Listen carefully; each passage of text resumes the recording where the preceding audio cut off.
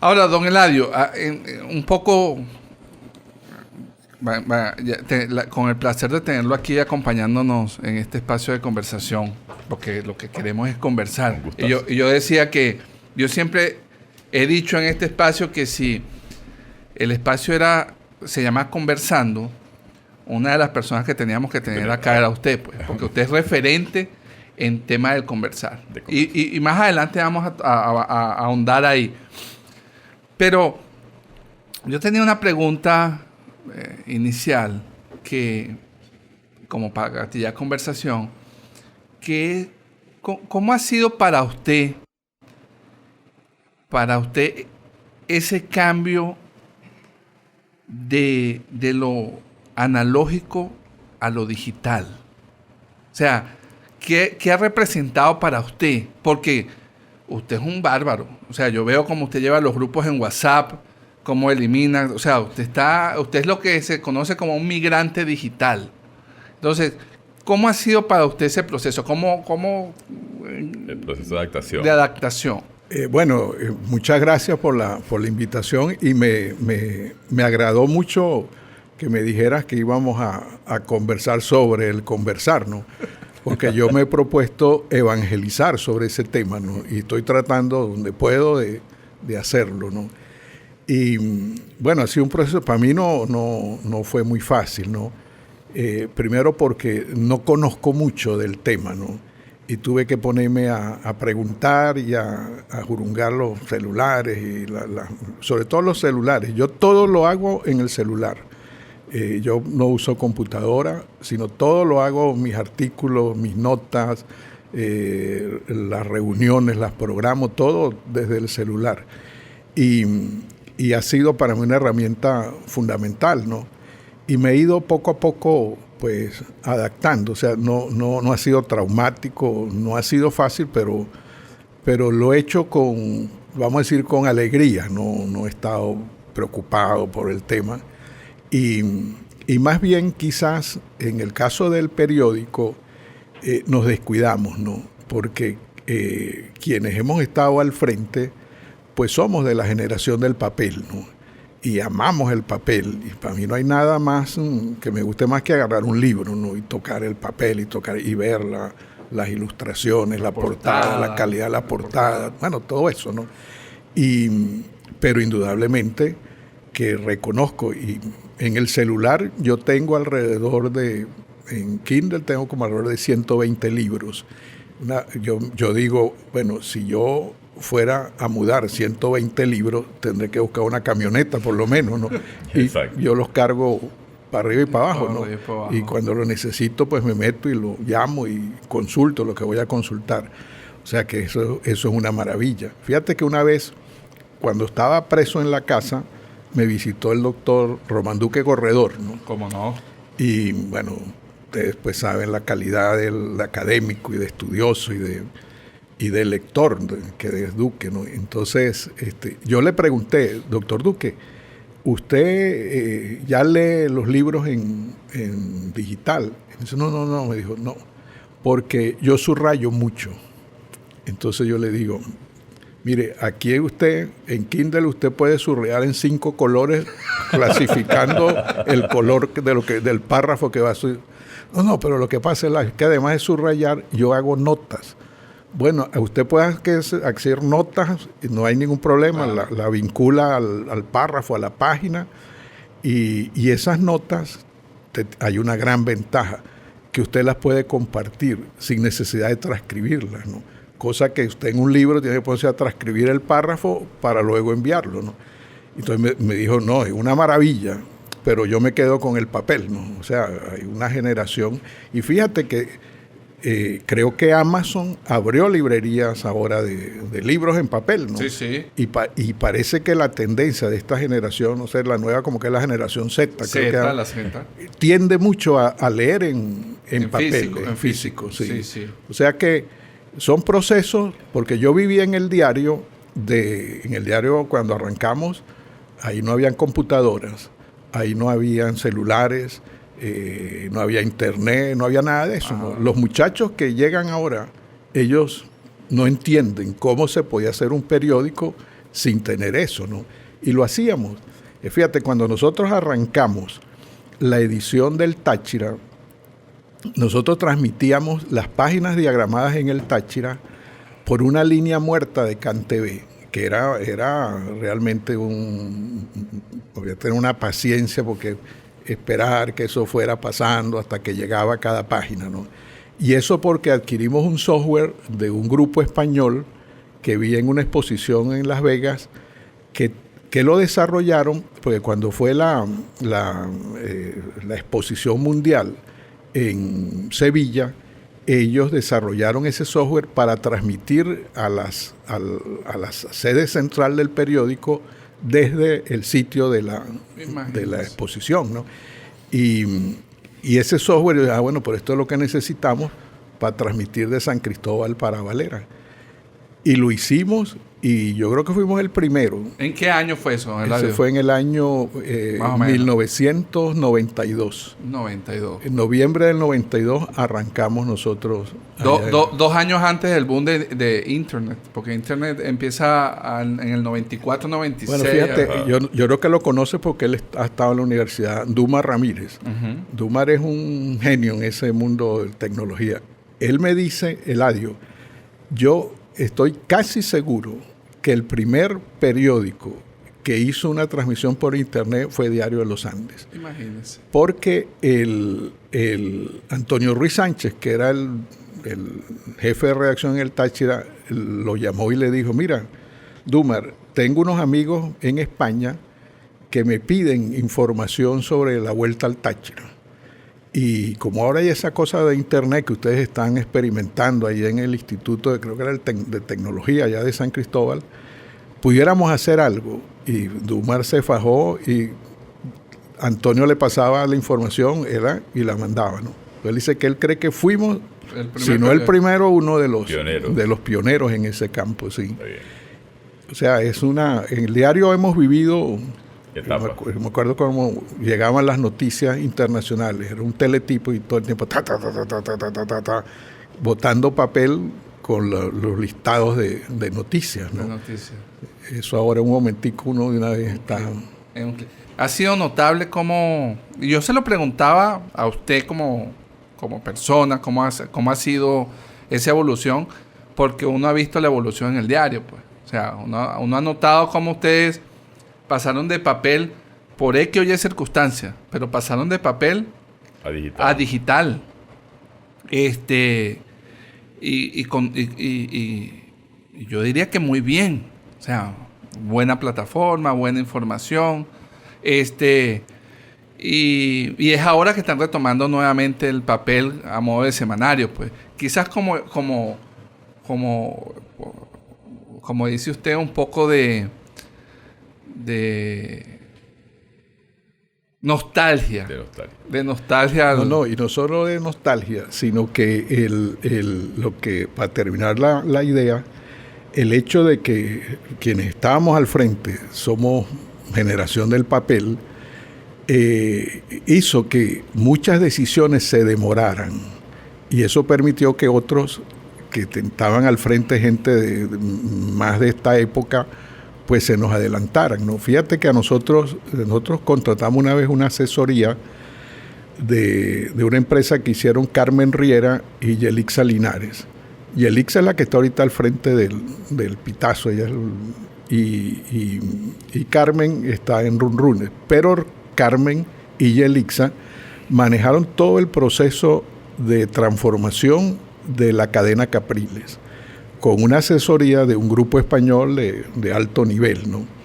Ellas cuando a Últimas Noticias le pasó lo que le pasó, que dejó de ser Últimas Noticias la que uno conoció, crearon una pequeña empresa de asesoría, ¿no? Y nos hicieron a nosotros un trabajo.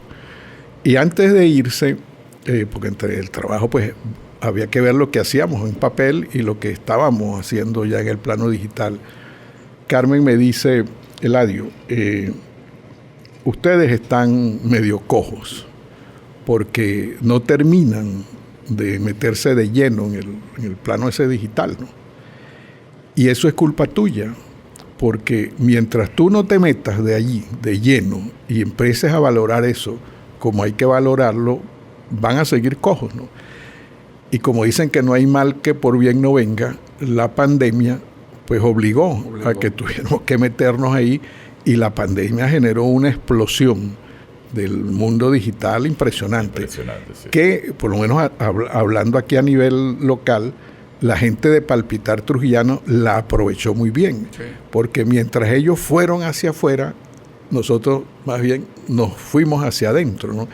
Y nos llevó a que hemos perdido un espacio muy importante que estábamos empezando y que ahorita el gobernador pues nos está ayudando a recuperar. Está bien. No, ese tema de pandemia fue abrumador porque ha tenido sus pros y sus contras. Sus pros y sus contras. Pues. Por un lado, nos golpeó durísimo.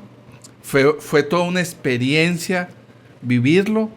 Pero por otro lado, pues hubo crecimientos en áreas y en segmentos por la necesidad abrumadores por la necesidad, pues sí. Sobre todo por el tema en el tema tecnológico se vio abrumador, el tema tecnológico, el tema del e-commerce, el tema de entregas en casa, todo eso creció enormemente. Conferencias, conciertos, cierta cantidad de cosas que se hicieron a través de línea que eran implanteables y que generaron cualquier cantidad de recursos. Fíjate que el delivery explotó. Aquí no existía. No, que no lo conociste vos porque soy muy joven, pero la democracia tenía, no se llamaba delivery, se llamaba reparto a domicilio, ¿no? Okay. Y los negocios se anunciaban, sobre todo los abastos, con reparto a domicilio, tintorerías con reparto a domicilio. Pero imagínese usted, eso o sea que eso regresó. Ok. Sí, era así. Mire, imagínese usted. Mire, don Eladio, una consulta, porque uno usted lo conoce como cultor, como lector, como hombre de letras. Usted está en el tema de los medios, ha estado desde siempre en el tema del papel, como dice usted. ¿Quién llevó a don Eladio, en aquel momento Eladio, muchacho, a ese mundo? O sea, ¿cómo entra usted al mundo de las letras, al mundo de la literatura? Yo empecé a leer desde bachillerato, ¿no?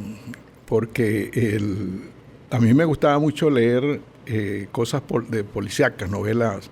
Yo me leí toda la obra de Conan Doyle, de Sherlock Holmes, todo eso.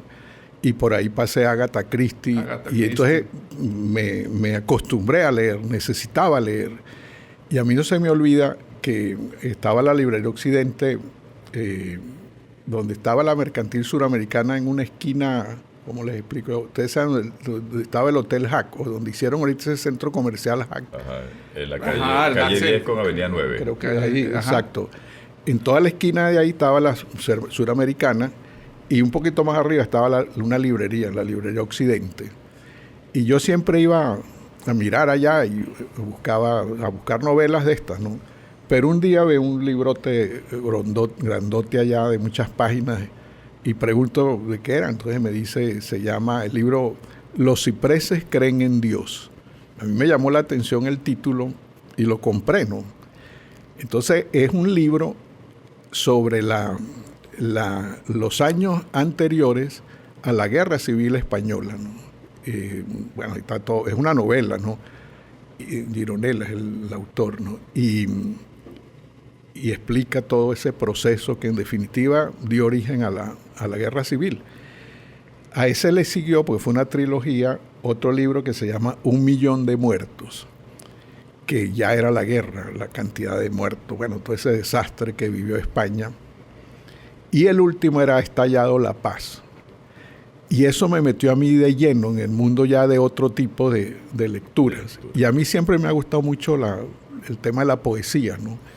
Y a veces he escrito alguna cosita, pero me gusta mucho leer la poesía. Pues sí. Y en general, pues, luego pues ya libros de temas más de ciencia, tecnología y temas relacionados con el periodismo y por ahí mercadeo, empresa, bueno, todo ese mundo, ¿no? Y Y en el año 1998, yo no sé si entramos ahorita más a fondo en el tema del conversar ahí, claro, porque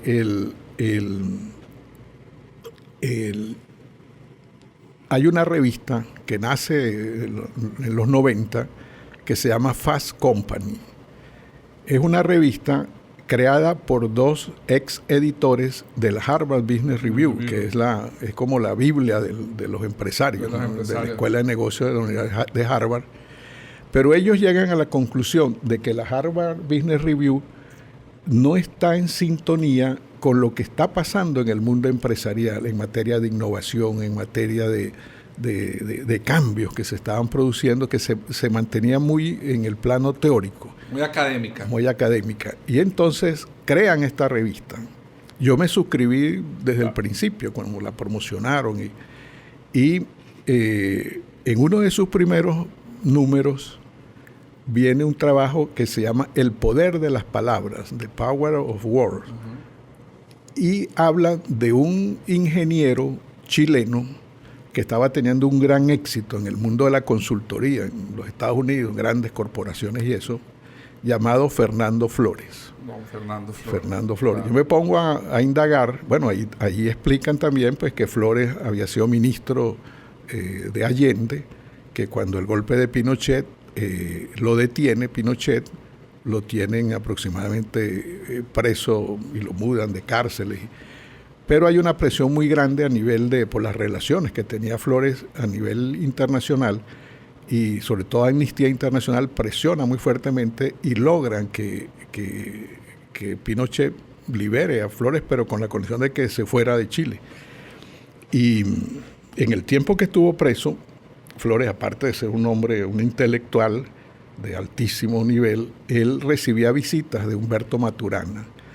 Y se dio bueno, yo me imagino cómo serían esas conversaciones, ¿no? Claro. Y bueno, él sale, y yo digo, oye, ¿qué es lo que es una persona inteligente?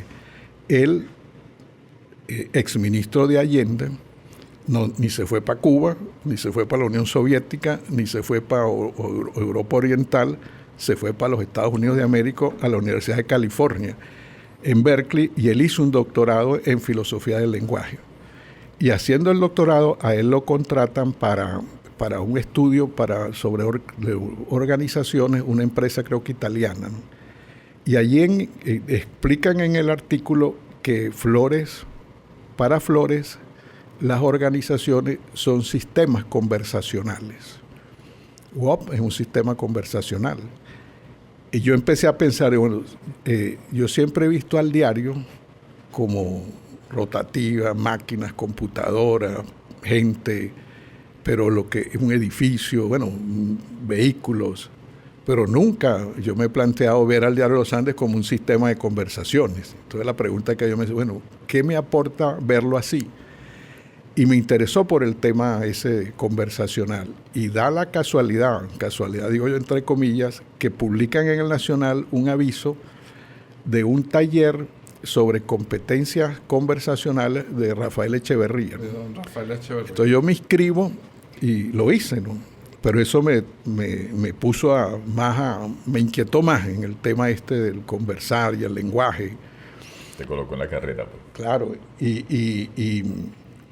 y al poco tiempo Echeverría anunció un programa, ese sí era de 9 meses, de coach ontológico y toda esa cuestión. Entonces uno entra ya a fondo en el tema de la ontología del lenguaje, todo ese mundo. Y yo terminé ese programa, tuvo 3, ellos llaman conferencias generales, 3 conferencias generales, una en Caracas, que fue la inicial, una en Querétaro, en México, y otra en el Escorial, cerca de Madrid. Y eso terminó en el año 99, creo que era octubre, por ahí del 99. Y yo digo que yo he nacido 2 veces. Que nací el 6 de febrero de 1945 y volví a nacer cuando terminé el programa Echeverría. Porque a mí me cambió totalmente la mirada, ¿no? Yo empecé a valorar cosas que yo no valoraba. Yo hablaba muy poco, yo saludaba muy poco. Empecé a saludar a la gente, a conversar con la gente, consciente del poder de la conversación. O sea, y de la palabra. Fue un proceso transformacional significativo para usted. ¿cómo es que llaman los chilenos eso? Vos que estás tan cerca de esta gente, eso es una caída de chaucha, como que lo llaman ellos, una caída de chaucha. O sea, uno, bueno, es otro, ¿no? Y yo pienso que para bien, ¿no? Ahora, ¿qué pasó? Yo siempre, cuando aprendo algo, empiezo a ver cómo se podrá aplicar esto en Trujillo para ver si logramos mover a Trujillo, transformar a Trujillo. Claro. Y entonces llamo al Morocho González, que era el rector de la Valle del Monboy, y le digo, mira, Morocho, este tema conversacional, ontología del lenguaje, todo esto, ¿vos tendrás algún material que diga dónde esto se ha aplicado para transformar una ciudad, un municipio, una región? Me dice que no. A las semanas me llama y me dice, mira, yo aquí me llegó un trabajo que a lo mejor es lo que estás buscando, ¿no? Y me lo entregó, ¿no?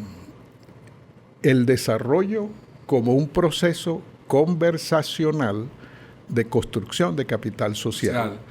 A mí eso me impactó mucho, porque ver el desarrollo, que siempre lo vemos como cabilla, concreto, edificio, vías, carreteras, bueno, pero verlo como un proceso conversacional, a mí me impactó mucho y me leí ese trabajo. Y sobre todo orientado al capital social, desde el capital social. Un proceso de construcción de capital social. Entonces me pongo a revisar, son como 4 autores de ese documento. Bueno, dice el caso Aysén.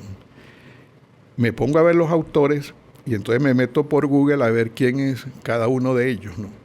Yo observo que hay uno de ellos, un ingeniero industrial de la Universidad de Chile, llamado Carlos Viñolo, que tenía una cantidad de documentos, de propuestas, pero interesantísimas, ¿no?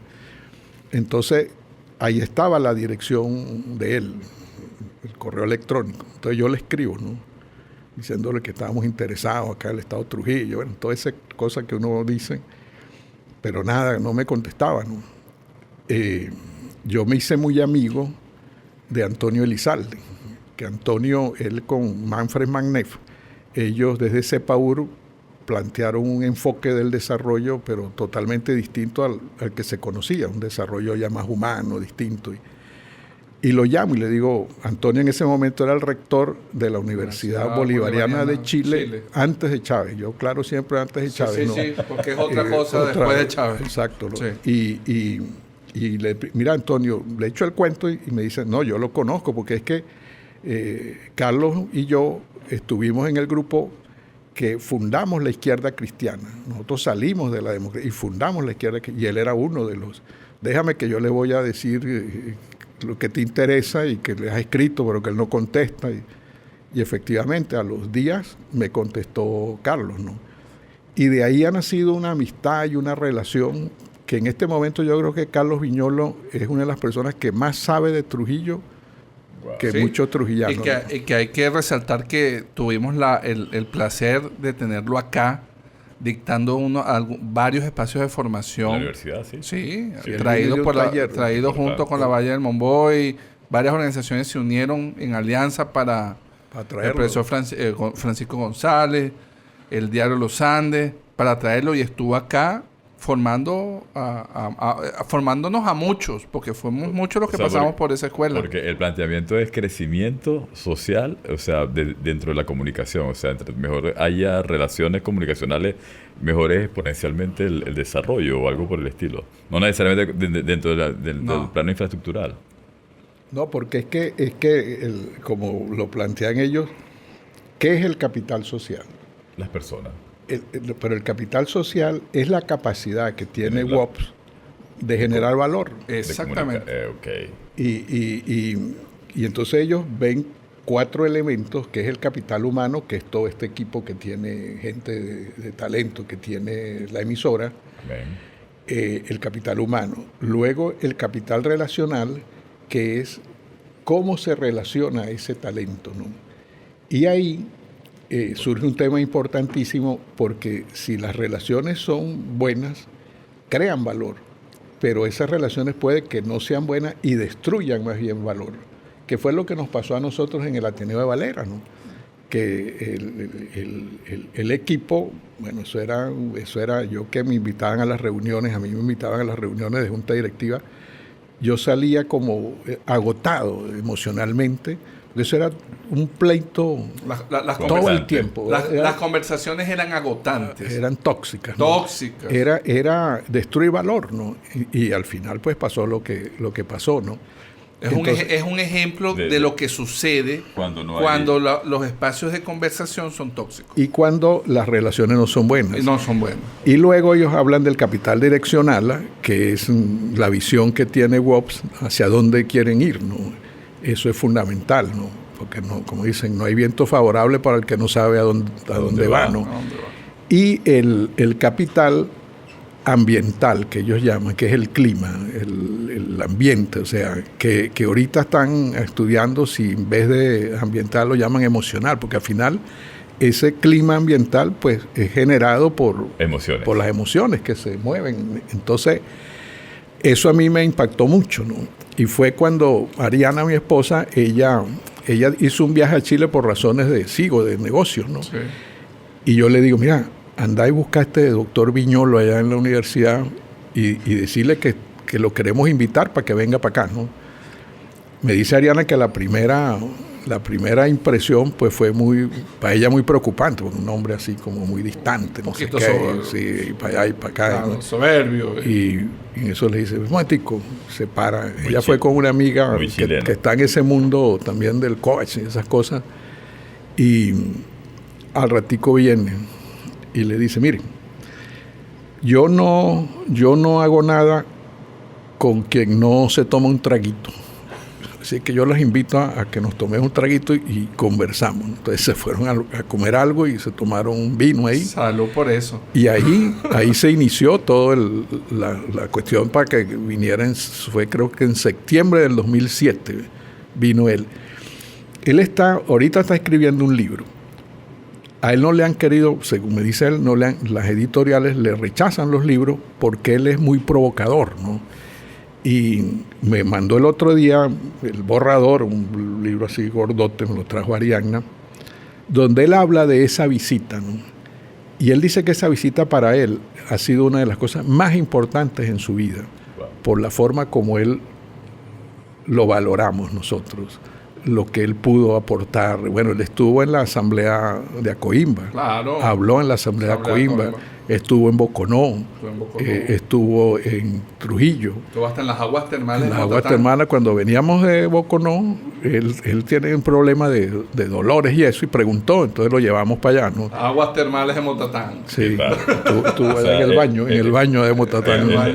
El concepto de que nadie es profeta de su tierra, pues. Sí. O sea, lo valoramos más aquí que no, y la última vez que yo lo vi a él fue empezando el 2011, que estuve allá con Ariana en Chile, y llegamos y lo llamamos y dijo, no vengas para la casa para que cenemos aquí. Y él me decía, mire, Eladio, yo estaba en Venezuela, no solo cuando fui, sino en otras oportunidades. Y cuando ustedes salgan de esta pesadilla, Venezuela se va a disparar. No porque tienen petróleo, ni porque tienen hierro, no, nada de eso. Se va a disparar por la manera como son ustedes. Chile son castas. Aquí está la casta académica, la casta militar, la casta religiosa. Aquí para que un trabajador hable con el presidente, eso es casi que imposible. Y yo veo que en Venezuela eso es lo normal. O sea, la gente se mezcla y eso a ustedes les va a permitir hacer algo que pocos países, yo creo que en muy poco tiempo. Claro, estamos esperando salir de esto para arrancar. Ahora, don Eladio, me llama la atención mientras que estamos conversando. O sea, fíjese, Humberto Maturana, Flores, Varela, Echeverría, Vignolo, todos del sur. Olaya, todos del sur, chilenos. ¿Sí? O sea, ¿tendría algo que ver, yo acá divagando, ese trabajo de nuestro Andrés Bello en ese nuevo pensar, en ese pensar del chileno, porque emergió con fuerza para todo el mundo, no es solamente en Latinoamérica, mundialmente conocidos todos? ¿Qué piensa usted de eso? Bueno, yo esa pregunta se la hice una vez al doctor Miguel Ángel Burelli, y él me dice que fue Bello. Para él fue Bello. Andrés Bello. Yo tengo la duda porque Viñolo, como entiendo que Bello funda la Universidad de Chile, él piensa que si bien la funda, le aporta un pensamiento muy, muy racionalista, ¿no? Cosa que Viñolo valora la razón, pero él cree que si Pascal le hubiera ganado a Descartes en el momento ese, la humanidad sería distinta. Y es lo que dice Echeverría. Si Heráclito se hubiera impuesto sobre Parménides, tendríamos otra manera de pensar. Nuestro sentido común no sería metafísico, ¿no? En El Observador y su Mundo creo que está muy bien. Lo explica él muy bien. Explicado. Sí. Entonces, es un tema, pues yo me lo he planteado, y no solo me he planteado, yo le digo a Carlos, le hice ese mismo recuento: Maturana, Varela, Flores, Echeverría, Olaya, Bosch, ¿y por qué Chile no termina de cuajar? Entonces, bueno, porque no nos entendemos. Entonces, fíjate, yo le digo, bueno, pero ustedes no es el amor para Maturana, no es el reconocimiento del otro como legítimo otro. En la convivencia, ¿no? Sí. Me dice, no, nosotros medio nos entendemos cuando coincidimos en algún evento internacional y, bueno, compartimos. Pero aquí no. Aguas adentro no. O sea, que hay un tema de incongruencia ahí. Porque precisamente Maturana esboza que la mayor manifestación del amor es el reconocimiento del otro como legítimo otro. O sea, yo lo reconozco, lo valoro y lo aprecio y lo entiendo. Entonces, ¿cómo no Chile es una potencia cuando sus aportes intelectuales han ayudado a tantos y han transformado la vida de tantas personas en el mundo? Y fíjate que ese trabajo que me entregó el Morocho del desarrollo de un proceso conversacional de construcción de capital social es sobre un caso donde ellos aplicaron todas estas ideas en Aysén. Aysén, al sur de Chile. Al sur de Chile, sí. Una ciudad ahí donde el salmón y toda esa cuestión. La capital de salmón. Y eso no se sostuvo en el tiempo, ¿no? No fue sostenible. Y están otra vez, Viñolo está muy metido allá, ¿no? Y está cambiando un poco los enfoques, los grupos con los cuales se está relacionando y eso, porque él insiste, ¿no? Y yo sí creo que es un tema fundamental. Es más, en una jornada de desarrollo humano sustentable de la universidad, que me invitaron a mí a hablar sobre Trujillo, yo dije que para mí el problema de Trujillo son sus conversaciones. Trujillo es sus conversaciones. Y las conversaciones que privan no son las conversaciones para construir, son conversaciones más bien, si vos tenés éxito, empiezan a ver por dónde te atacan. No, es que Germán anda en esto, anda en logote, no sé qué, que se enchufó.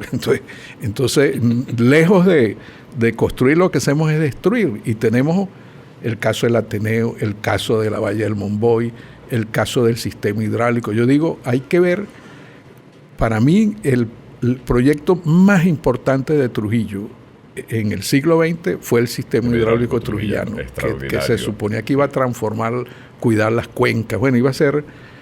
¿Qué pasó? Sí. Lo acabamos nosotros mismos, porque eso no fue que vinieron... Yo digo, el Ateneo no fueron que llegaron los marcianos aquí y nos quitaron el Ateneo. No, fuimos nosotros mismos. Sí, entonces, ¿qué nos pasa, no? Un tema de reconocimiento de eso. Porque... bien lo dice Humberto Maturana, nosotros somos los que conversamos. Entonces, sí, el ejemplo claro está en que el trujillano ha tenido un conversar poco coherente con lo que quiere. Poco constructivo. Uh-huh.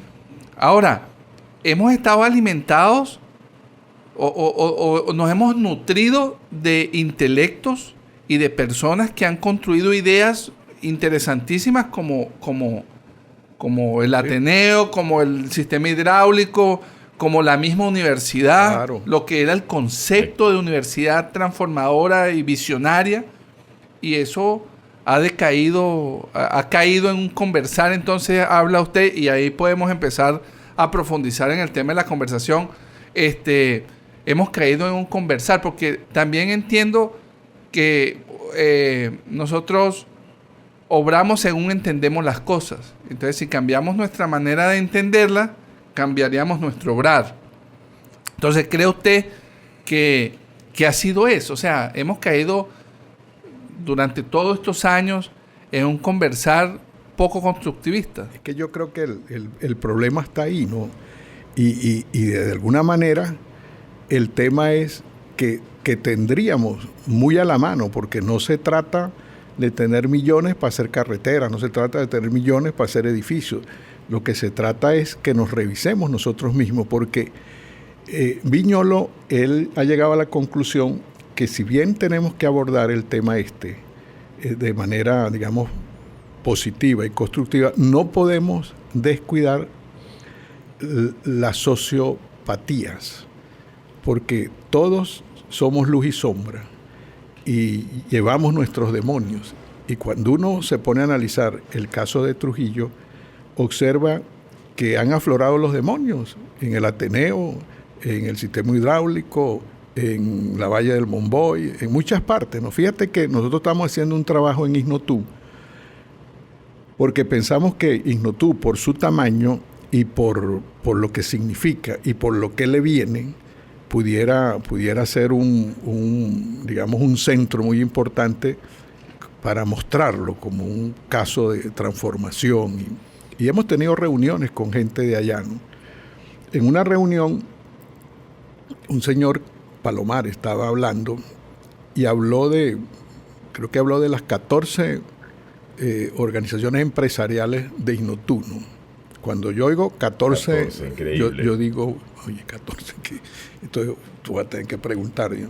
Y le digo, mire, señor Palomares, explíqueme eso, porque en Valera hay una, que es Acoimba, pero aquí hay 14. Y me dice, sí, aquí hay 14, porque prácticamente cada empresa se convierte, y no solo eso, me dice, aquí priva la brujería. Aquí los empresarios están viendo a ver cómo le echan la broma al otro. Le echan la broma al otro, ¿no? Entonces yo le decía al morocho... Autosaboteo es. Sí, y yo le decía, ustedes en Ignotú, en un World Café que hicieron, definieron la visión de Ignotú, paraíso espiritual de Venezuela. Ahora, el trabajo que hay que hacer aquí es muy grande, ¿no? Porque si en el sector empresarial, que se supone que tiene que ser uno de los motores que genere cambios en Ignotú y desarrollo y progreso en Ignotú, se están dando esas situaciones, es una señal de que hay que trabajar mucho, por lo menos, ¿no? Claro. Y donde la iglesia tendrá que hacer un gran trabajo aprovechando la influencia social que tiene la iglesia ahí, ¿no? Entonces, el tema, pues, yo digo que es fundamental y está en nuestras manos. O sea, aquí no tenemos que buscar muchos millones y eso, sino ponernos a generar conciencia, porque y es donde uno ve, cuando Maturana dice que conversar es transformarnos. Nosotros aquí vamos a salir transformados, o sea, no vamos a ser los mismos que cuando entramos, ¿no? Exactamente. Y él lo señala, y entra ahí el tema emocional, que es fundamental, porque él dice, detrás de cada acción hay una emoción. Las emociones son predisposiciones para actuar, ¿no? Entonces, toda esa riqueza de experiencia la tenemos, ¿no? Y lo que tendríamos es que organizarnos bien para coincidir en objetivos claros. Y generar eso, articularnos, ¿no? Y lo que usted decía antes, que tenemos las relaciones. O sea, aquí en Trujillo existen las relaciones históricas para poder lograr los cambios y las transformaciones que hacen falta. O sea, quizás lo que hay que acordar es la narrativa. O sea, cómo empezamos a conversar de manera distinta y coherente para construir las cosas que tenemos que construir. Porque yo no sé, pero yo siento que es como que empezamos a conversar distinto después que nos pasan las cosas. O sea, voy a poner un ejemplo y si estoy equivocado, usted me corrige. Pero yo siento que la gente del Ateneo está conversando distinto ahora. O sea, bonito, organizado, bien. Pero después de. Entonces, y es una pregunta para usted, ¿será que es así? ¿O será que es un proceso natural? Bueno, yo creo que los grandes éxitos, por lo general, si uno los revisa, se encuentra que atrás de eso hay varios fracasos, ¿no? Claro. Y yo creo que parte de eso nos ha sucedido, ¿no? Fíjense que aquí, creo que con apoyo de la Unión Europea, se avanzó en un trabajo para crear clúster turísticos. Sí, claro. Y creo que se trabajó en La Puerta, Sí. y se hicieron cosas importantes, ¿no? Creo que en eso estaba esta muchacha Keila Narr. Sí, junto con Magda Dávila y Marcos Telles. Pero ya yo creo que ya ellos se habían ido, Sí. por lo menos Magda ya se había ido a Argentina, ¿no? Pero luego hicieron algo en Trujillo. Y ella, a Coimbra, convocó a una reunión donde iban a exponer el tema de los clústeres turísticos y toda esa cuestión. Ella hizo una exposición excelente, ¿no? Yo la felicité ahí públicamente, no solo por el contenido de la exposición, sino por el entusiasmo que uno le sentía a ella, ¿no? Pero le dije que me llamaba la atención de que no estuviera Ignotú como el clúster religioso, sino estaba Trujillo, ¿no? Ella me dice que ellos intentaron en Ignotú, pero no lograron porque alguien fue a proponer ahí unos proyectos turísticos gigantescos y creo que hasta recogió dinero y eso pues no quedó en nada. Entonces la gente, lo que se generó fue una gran desconfianza al que llegaba a proponer algo, ¿no? Y que por eso ellos optaron por irse más bien a Trujillo, a avanzar con el tema del clúster religioso basado en la Virgen de la Paz y todo ese mundo que deriva del gran monumento y todas esas cosas, ¿no? Ella, yo la felicito, pero le digo, ahora Keila, me llama la atención que en tu exposición no hablaste nada de los peligros, de las sombras que pudieran afectar el proyecto. Ella se sorprendió, ¿no? Y me dijo, lo que pasa es que para una exposición de esto, que uno lo que está buscando es sumar, pues hablar de esas cosas, pues lo que más bien puede desestimular la participación, y eso pues no deja de tener razón ella, ¿no? Pero yo me pregunto en este momento, eso lo estaba promoviendo a Coimbra, ¿qué pasó? No tengo respuesta, y habrá que preguntarle a la gente de Coimbra, ¿qué pasó con ese proyecto? Porque que yo sepa, he visto que en La Puerta están haciendo algunas cosas y que el turismo, sí, pero es otro tema, exacto. El proyecto ese, ¿qué pasó? Y una de los demonios, dice Viñolo, que él observa en los estudios, es que nos falta continuidad en las cosas, que arrancamos y algo pasa y al final como que no se termina de lograr lo que nos propusimos, ¿no?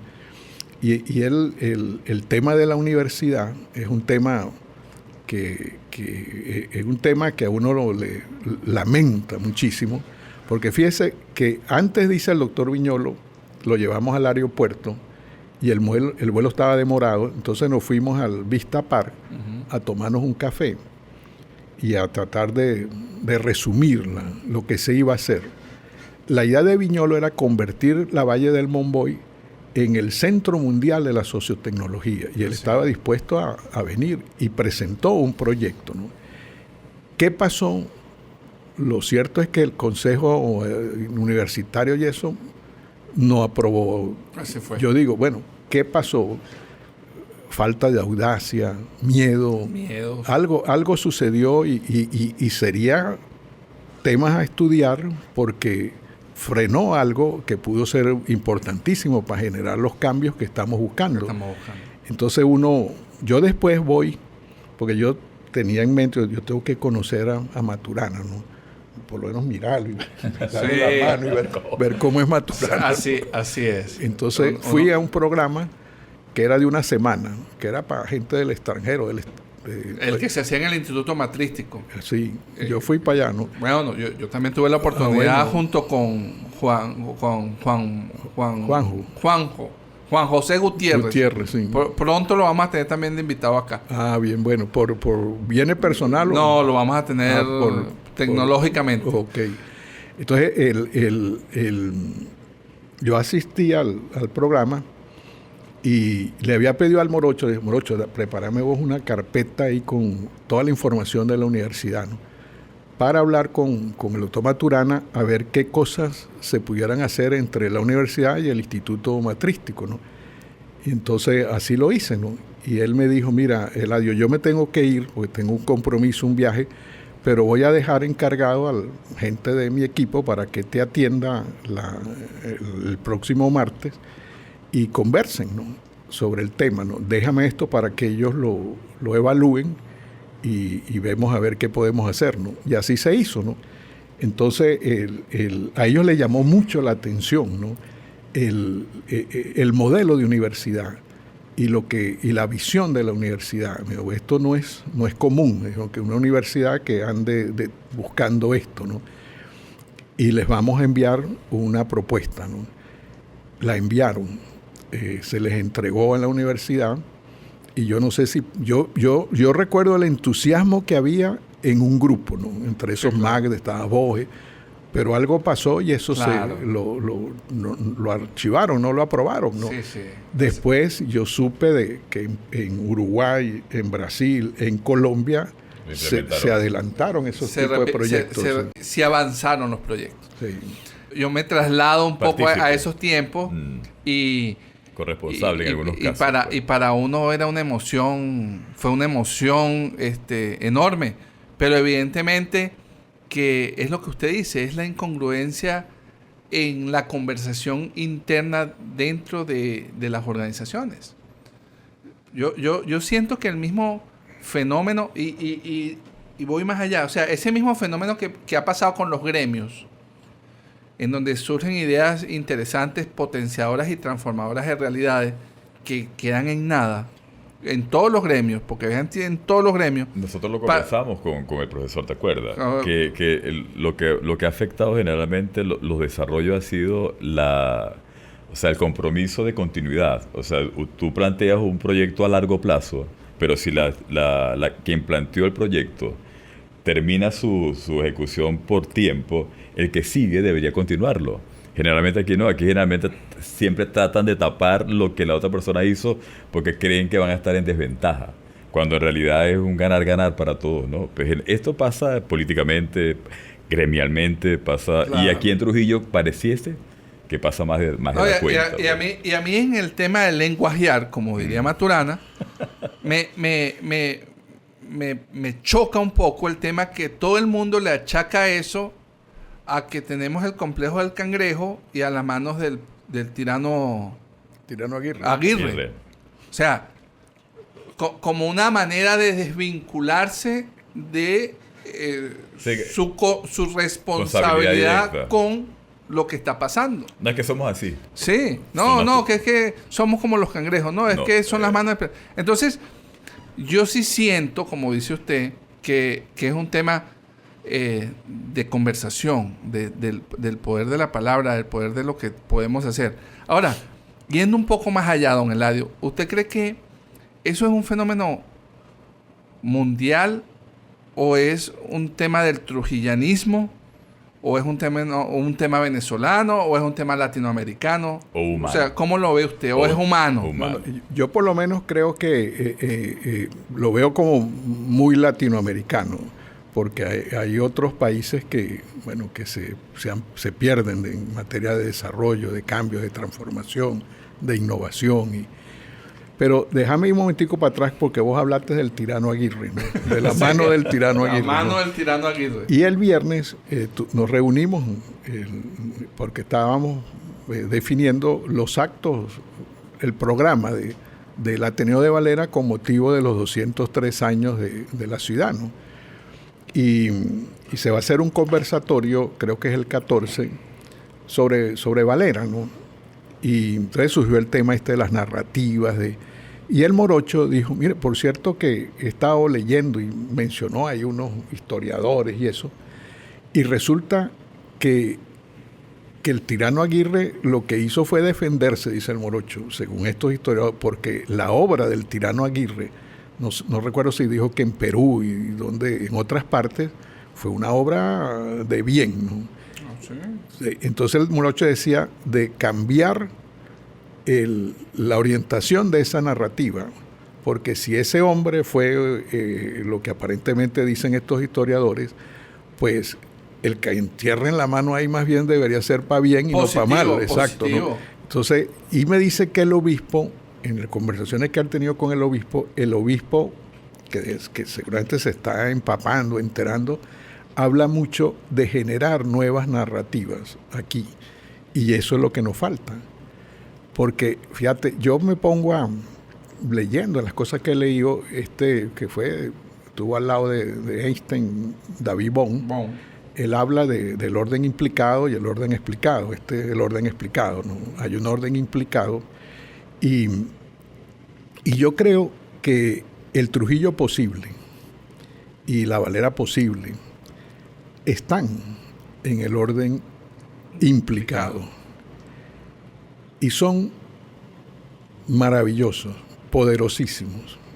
Yo digo, bueno, tienen tanta fuerza y tanta potencia que tienen afloramientos, por lo menos el Trujillo posible y la Valera, tienen afloramientos. Y entonces uno ve cómo de pronto brota una Enriqueta Terán en Valera, un Adriano González en Valera, un Maestro Abreu en Valera, ¿no?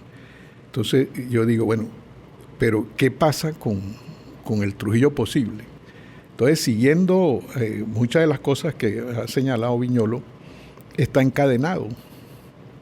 ¿Y quién encadena el Trujillo posible? Nosotros. Claro.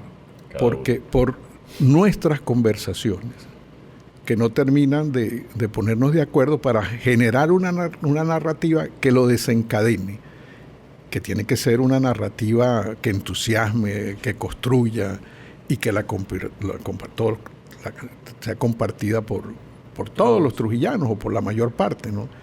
Entonces, eso es lo que yo digo, bueno, para eso no necesitamos cemento, cabilla, lo que tenemos que conciencia y revisarnos y aceptar los cambios que tenemos porque es un problema del alma del trujillano. Yo creo que ahí está el problema.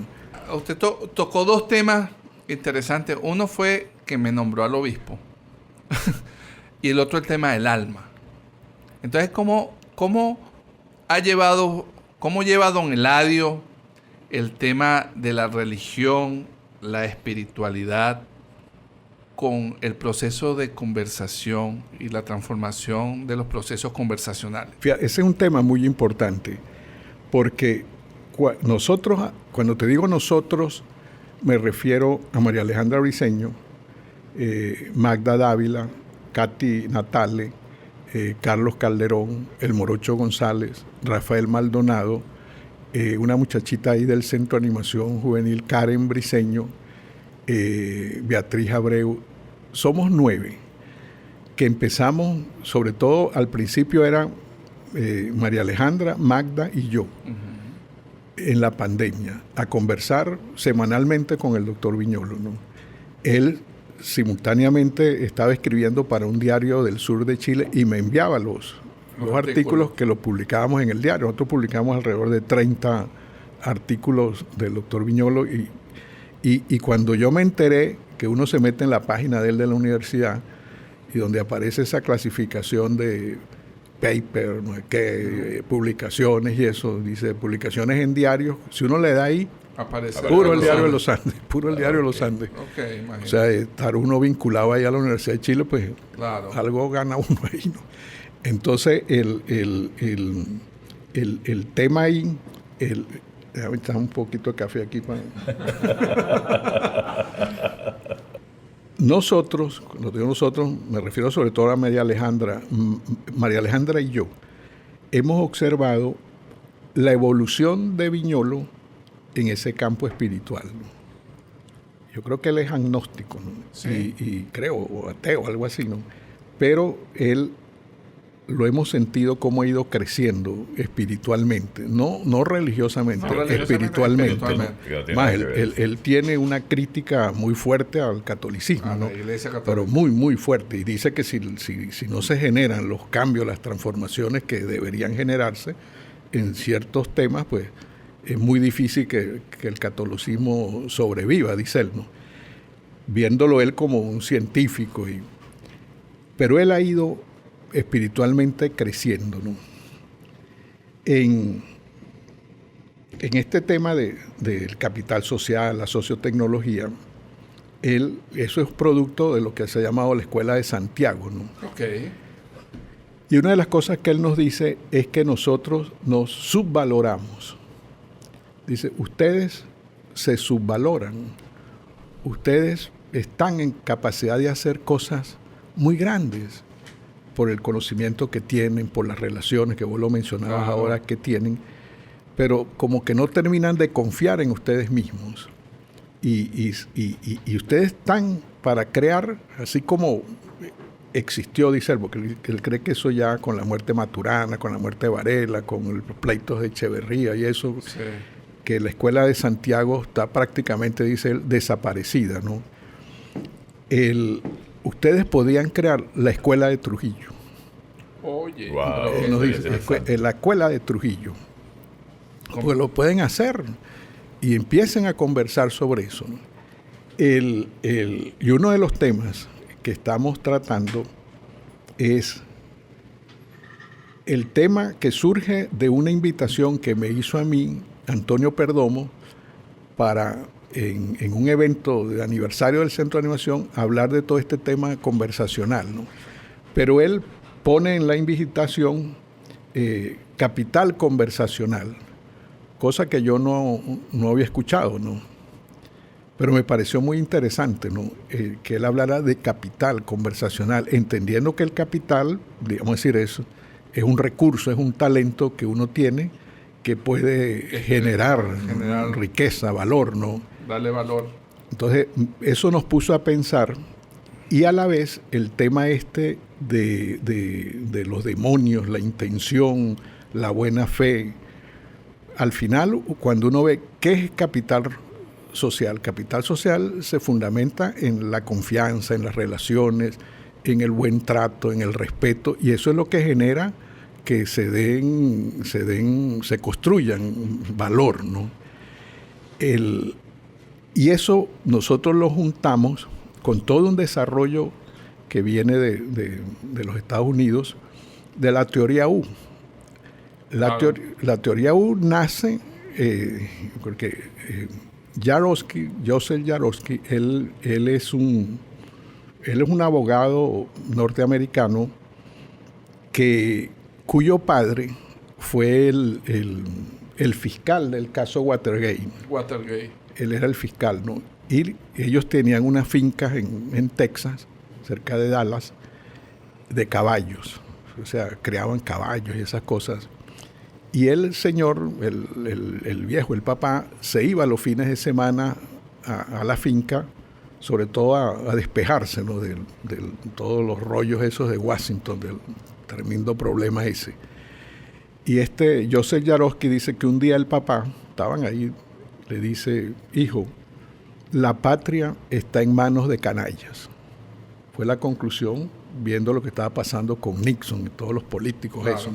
La patria está en manos de canallas. Eso a él lo sacudió, lo impactó mucho. Él era un abogado brillante, formaba parte de un equipo digamos, un bufete de abogados de mucho nombre en los Estados Unidos. Prestigioso. Sí,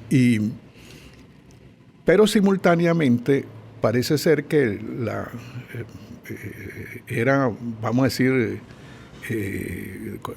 viajaba mucho y entonces se empataba con mujeres y bueno, todos esos rollos.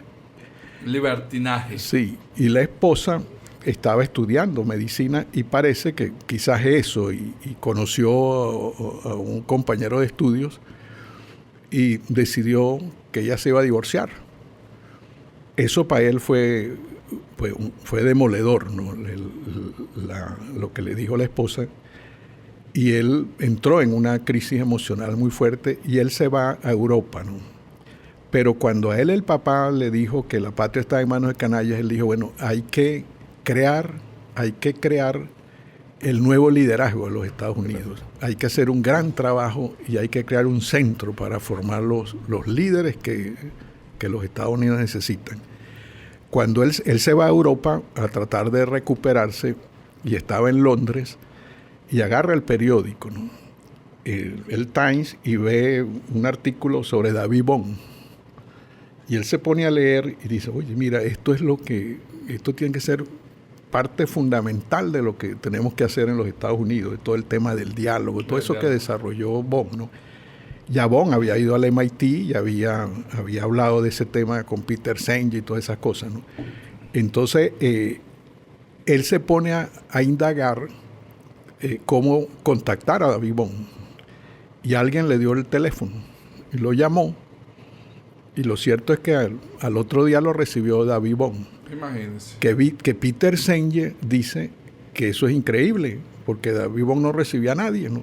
Y que reciba a alguien que no conoce, producto de una llamada telefónica, él dice que eso para él es algo que rompe con la normalidad, ¿no? Lo cierto es que, y dice Peter Senge dice que el gran aporte de Jarovsky es que él hizo accesible al común de la gente las ideas de David Bond, que como físico cuántico y todas esas cosas a veces no es fácil entenderlo, ¿no? Como dicen que Rafael Echeverría ha hecho digerible las ideas de Maturana. Claro, porque uno para leer a Maturana, eso es denso, ¿no? Y eso hay que ir poquito a poco, ¿no? No, y echar para atrás y volver. Sí. Entonces, crea el instituto, hacen un gran trabajo en materia de desarrollo, de liderazgo, cosas de esas, y lo contrata él, la Shell, para que dirija el equipo de escenarios de Shell. Y él está un tiempo pues, manejando el tema ese. Y en los Estados Unidos se crea un gran consorcio de petroleras, allá en Texas, para una gran transformación de las empresas petroleras. Y entonces lo llaman a él. Él presenta una propuesta de un proyecto de una empresa de consultoría que había creado y se lo aprueban. En ese proyecto, él plantea que hay que entrevistar 100 y pico de líderes del mundo de los negocios, del mundo social, del mundo político, para nutrirse en una serie para tener una base de datos confiable. Y se lo aprueban. Entonces él se va al MIT a hablar con Peter Senge, porque ellos eran muy amigos, y es ahí donde él conoce a Otto Scharmer. Imagínense cómo se conecta todo. El universo conspira para lograr encontrar a las personas adecuadas. Y aquí hago un paréntesis. Se teje. El gran, si ahorita uno se pone a ver ahorita, el gran motor de la teoría hoy en estos momentos es Otto Scharmer. Jarovsky se aparta, ¿no? Porque el enfoque de Jarovsky era más espiritual. Scharmer es más ingeniero, más pragmático. Claro, él ha ido, yo creo que lo que ha ido viviendo, yo creo que lo lleva también a tener presente el tema. Entonces, cuando ellos arrancan el trabajo, entre las personas que conversan, alguien les dice, mire, ustedes tienen que hablar con un señor que estaba allí en Stanford, que tiene unas ideas muy, muy, muy interesantes, Brian Arthur, que creo que se está yendo al Instituto Santa Fe, que estaban desarrollando todos los temas de complejidad, caos, todas esas cosas, ¿no? A nivel matemático y todo eso. Ellos lo llaman, el tipo pues muy ocupado le dice, bueno, ya que insisten tanto, pues yo les voy a dar, y el tema pues es interesante porque quien está detrás de eso pues son las grandes corporaciones petroleras y eso. Yo les voy a dar una media hora para ver qué es lo que... ¿Para qué puedo ser útil? Lo reciben, bueno, hablaron toda la tarde, ¿no? Y dice Jarovsky que ahí surge la idea de la teoría 1. que implica irse hacia adentro y buscar para que aflore el futuro. El ¿no? futuro. Porque el futuro está, lo que tenemos que ver cómo sale. ¿no? Cómo aflora.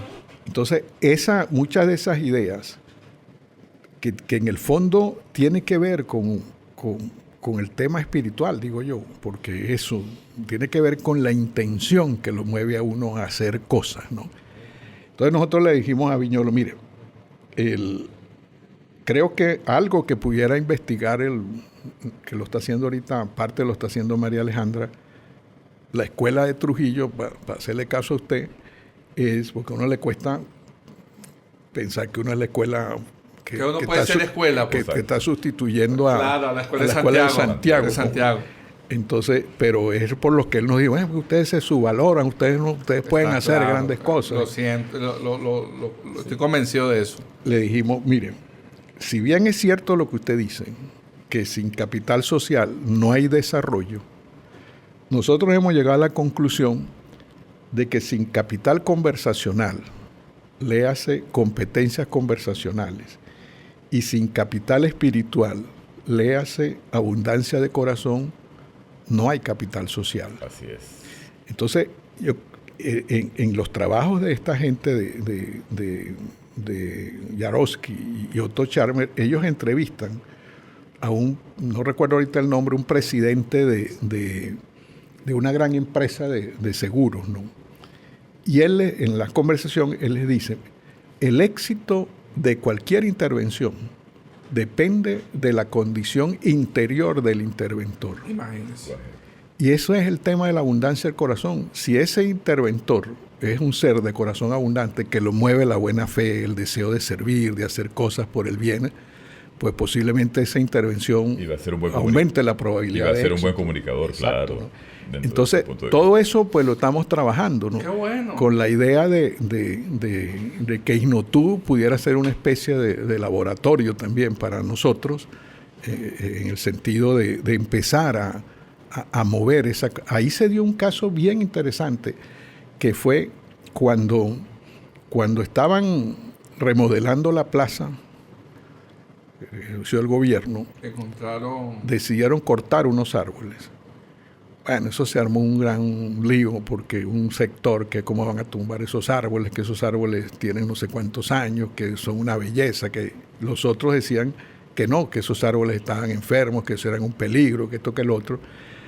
Lo cierto fue que al final los cortaron, pero lo interesante es que de ese debate, porque ahí fue más que una conversación, fue como un debate, surge una idea que ha tenido mucho éxito, que es un plan de arborización y la creación de viveros y de hablar con los niños en las escuelas para explicarles sobre la sostenibilidad. O sea, que surge de una crisis, ¿no? Uh-huh. Pero que se conversa, si hay abundancia de corazón, pues se crea lo que sucedió, algo útil y necesario, ¿no?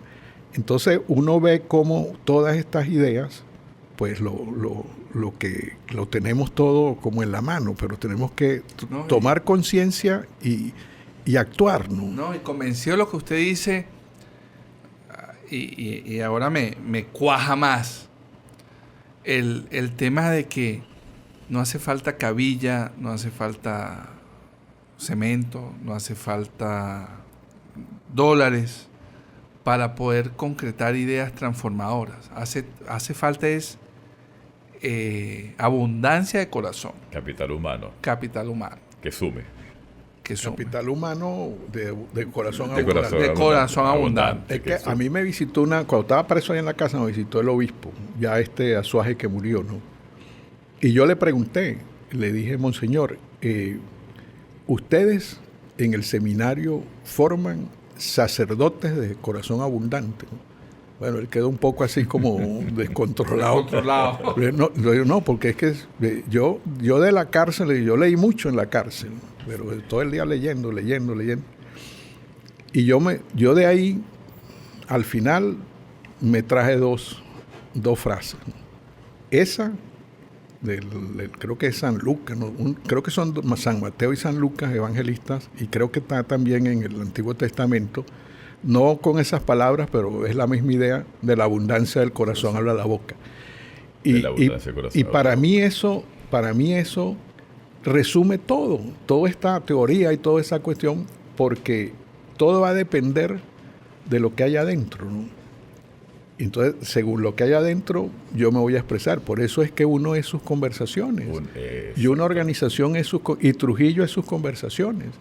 Y eso va a estar determinado por mis destrezas para conversar, donde el escuchar es una de las destrezas conversacionales fundamentales, y la intención que me mueve a mí a hacer lo que estoy haciendo, ¿no? Entonces, yo creo que tenemos, yo no digo, yo suelo decir, es la cabilla, es condición necesaria, pero no suficiente, porque si no tenemos lo otro, cabilla hemos tenido mucha. Dinero ha habido, cemento ha habido, claro, pero Trujillo sigue pistoneando, ¿no? No hemos logrado la transformación que soñamos, ¿no? Ahora, no ha habido dolor, o sea, no hay gente que le duela la ahora verdad, sí, cambios. Para resumir la idea, si yo le preguntara a usted, ¿qué es lo que le hace falta a esta tierra para lograr eso posible que tanto se ha soñado? ¿Qué sería? Que construyamos la narrativa que va a generar las conversaciones para crear una nueva realidad. Pues y es más, es una de las cosas que estamos intentando en relación con Valera en el conversatorio ese que se va a hacer el 14 de febrero. Y hoy compartíamos por un grupo ahí de WhatsApp del Ateneo el tema, ¿no? Porque el Morocho habló de que teníamos que leer sobre preguntas poderosas. Sí, claro. Para ver qué es lo que vamos a conversar en esa reunión. Las preguntas poderosas, que es parte del modelo del World Café para poder obtener resultados positivos en un proceso de conversación. Y es interesante cómo pasan las cosas. Por eso yo te decía ahora que cuando me invitan a hablar en algún evento y eso, yo suelo empezar dándole gracias a Dios por la vida y a la vida por la palabra, que nos permite hacer realidad lo posible y lo aparentemente imposible, ¿no? Y creo que es lo que pasa, ¿no?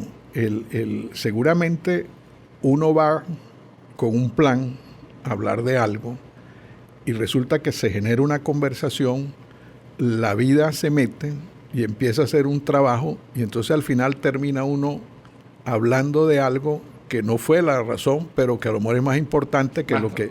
Porque la vida va tejiendo y van saliendo las cosas, ¿no? Entonces, por eso es que yo creo que uno no debe, digamos, molestarse o enfermarse por las cosas aparentemente malas que a uno le suceden, ¿no? Fíjese, cuando yo estaba preso en la cárcel, los viernes iba un padre a decir la misa, ¿no? Y bueno, nos permitían reunirnos en un área donde eran de las mujeres y compartir ahí, participar en la misa, ¿no? Y el padre le permitía a uno decir algo ahí en la misa, ¿no? O sea, uno podía pedir la palabra, ¿no? Y un día el padre dice que, le digo, bueno, porque estas son pruebas que Dios les pone, ¿no? Entonces yo pedí la palabra y le dije, mire, padre, yo no creo que Dios ponga así pruebas, ¿no? Lo que sí creo yo que Dios nos está entrenando para algo, ¿no? Yo creo que esto es para algo, ¿no? Y él me dijo, ¿y usted para qué lo está entrenando a usted? Me dice. Bueno, yo creo que me está entrenando en paciencia, viendo todo lo que la audiencia, y no había audiencia, y vaya para allá y vuelva para acá. Yo creo que debe ser que yo necesito crecer en paciencia y le está para algo que le voy a ser útil más adelante, donde la paciencia va a jugar un papel importante. Y yo creo que lo que hemos vivido los venezolanos es realmente, yo creo que nosotros en el fondo, a veces nos flagelamos mucho nosotros mismos y que no servimos para nada y que no se cae, que para acá. Yo creo que es todo lo contrario, ¿no? Lo que pasa es que creo que somos lentos en aprender, ¿no? Inclusive a mí me invitó una vez Benan Chan a hablar allá en Caracas, en un evento anual que ellos hacen. El encuentro Benancham anual. Y yo dije algo que llamó la atención, ¿no? Porque yo dije, bueno, hice referencia a la descripción que hace Pérez Esclarín de cuando Dios creó a Venezuela, ¿no? Que le puso todas las maravillas de recursos y materiales y gente buena y todo eso, ¿no? Entonces, tenemos todo eso, ¿no? Yo decía, mire, a mi juicio lo que nosotros estamos viviendo es un coscorrón de Dios. Porque nosotros no hemos aprovechado debidamente los talentos, usando la palabra del Evangelio, los talentos que Él nos ha dado, ¿no? Y creo que la duración y la intensidad del coscorrón está en función de nuestra capacidad de la curva de aprendizaje. De aprender. Exactamente. Y si este coscorrón se ha prolongado y cada día como que es más fuerte, es porque no aprendemos. No hemos aprendido. Y cuando uno ve lo que pasa en el mundo de la política, que supone que deberían ser los que muevan, uno dice, bueno, vamos para atrás. Para atrás, en vez de aprender como que... Exacto. O sea que es... Y allí el tema, que es lo que yo más valoro del equipo ese de Viñolo, es cuando ellos definen las relaciones como procesos conversacionales.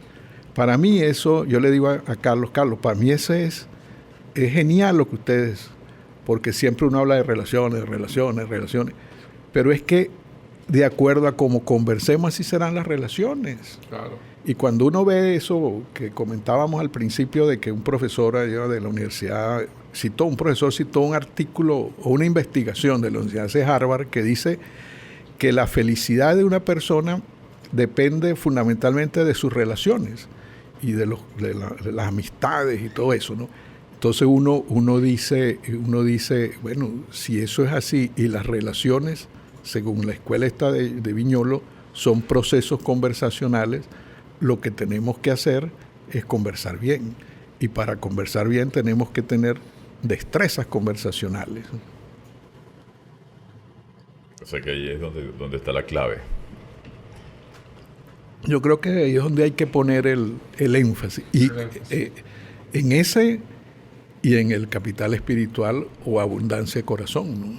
Yo no sé, tú, Juan, que hay en la Biblia, creo que en Génesis, yo lo recuerdo porque en Génesis, porque es la homilía que hacen los 31 de diciembre, que dicen, y lo primero fue la palabra. Ese es San Juan. Ajá, cuénteme. La primera San Juan. Eso ya te lo voy a leer textualmente aquí, ¿no? Porque ese anda conmigo para todos lados, ¿no? Qué bueno. En el principio.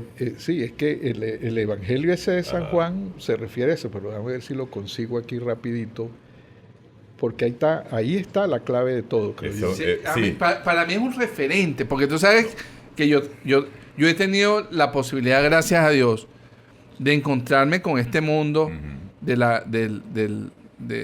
Maturana, de compartir con Maturana, de acompañar a don Eladio, de acompañar al profesor Francisco durante muchos años en todo este proceso. Todo esto que don Eladio narra para mí es muy familiar porque de alguna manera estuve allí.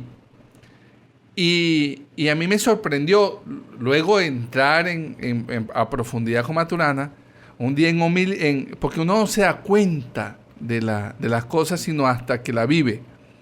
Y en una homilía sale esto, ¿no? Y dice, y primero fue la palabra. Dice así, vea, al principio existía la palabra y la palabra estaba junto a Dios y la palabra era Dios.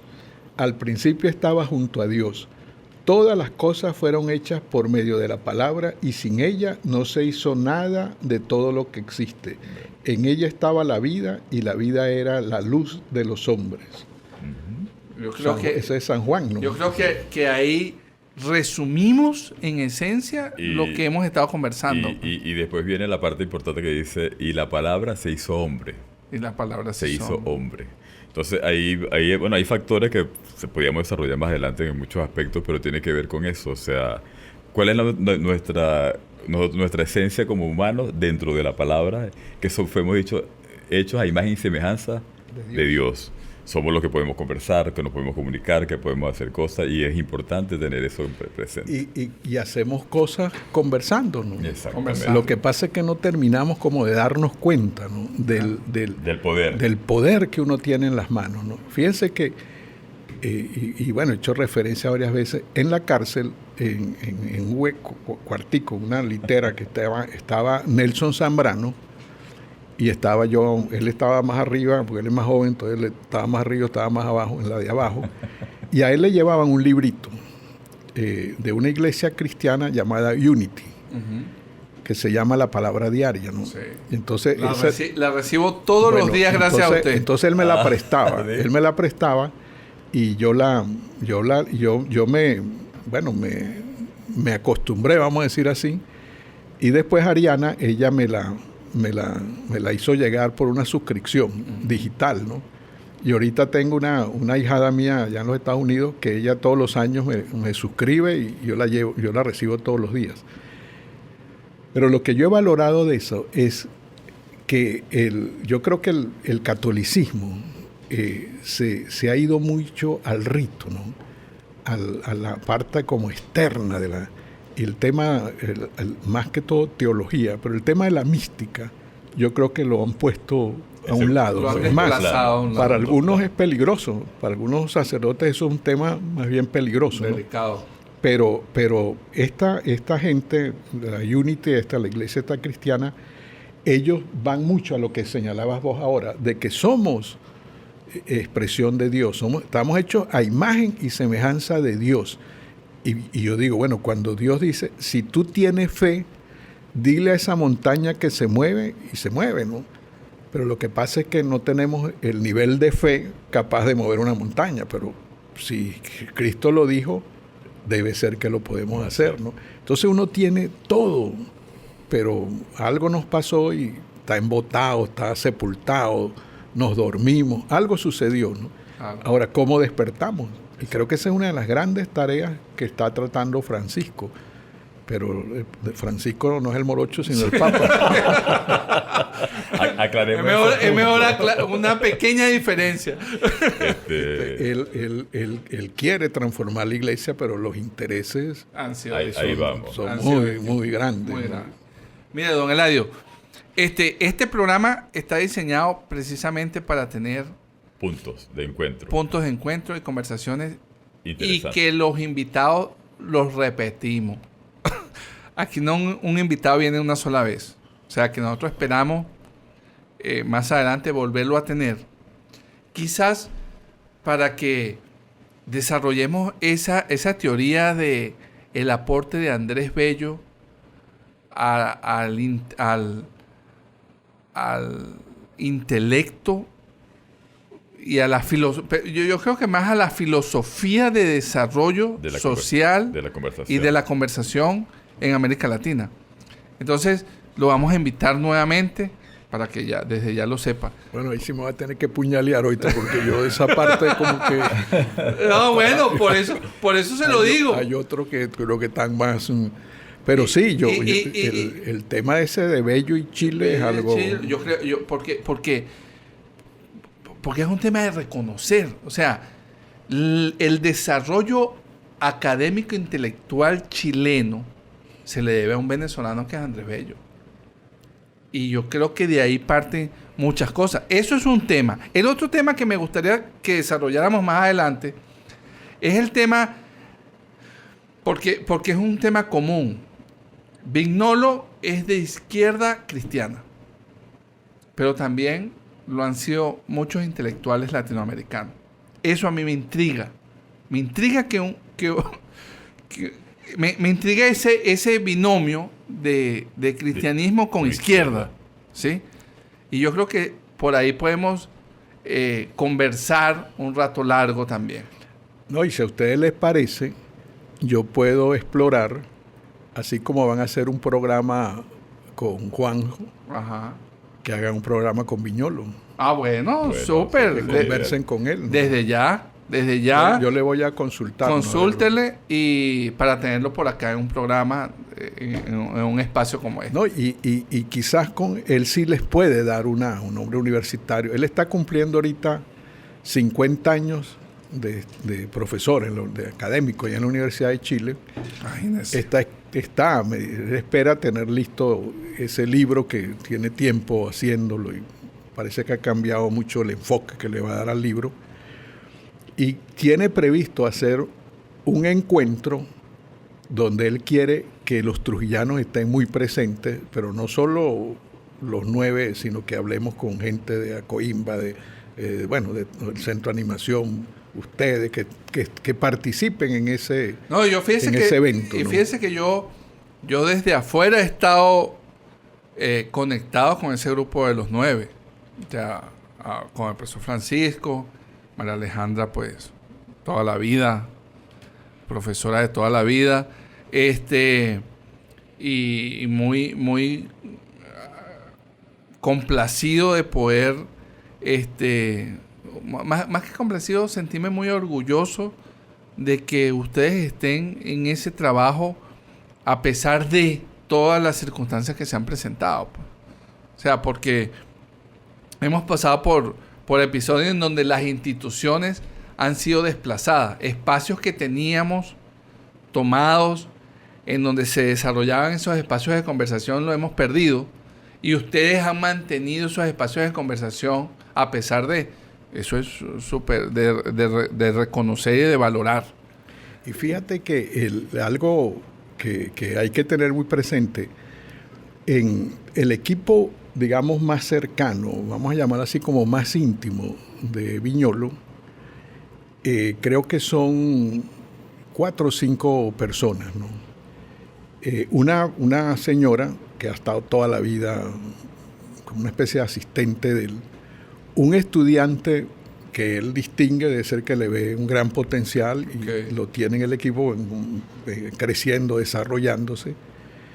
Carlos Calderón, Claro, María Alejandra Briceño, que era la coordinadora del equipo, claro, e invitaron como oyente a Beatriz Abreu, ¿no? claro.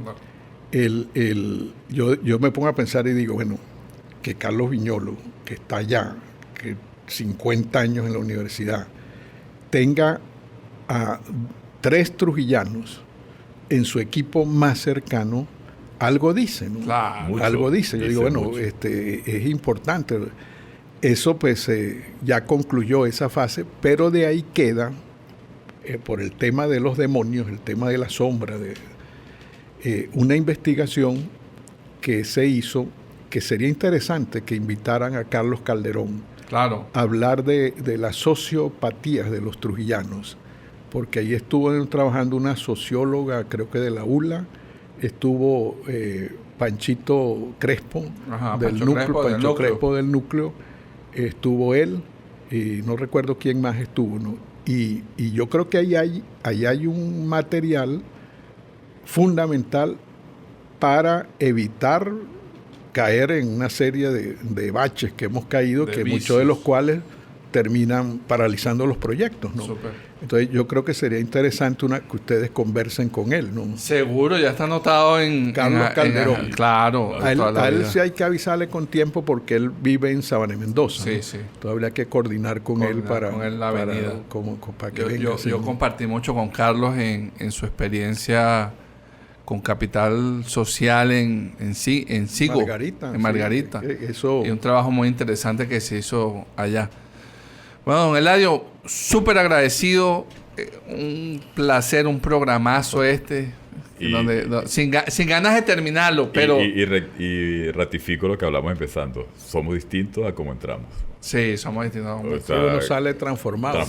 Transformado. Y yo muy agradecido porque en mi tarea evangelizadora, pues, esto Son los llega, ¿no? espacios.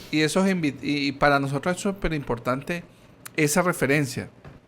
La referencia a otras personas que estén en estos espacios de conversación, como yo le dije, conversaciones que buscamos que sean inteligentes, conversaciones profundas. Que creen valor. Que creen valor, espacios, conversaciones que no se tienen en todos lados.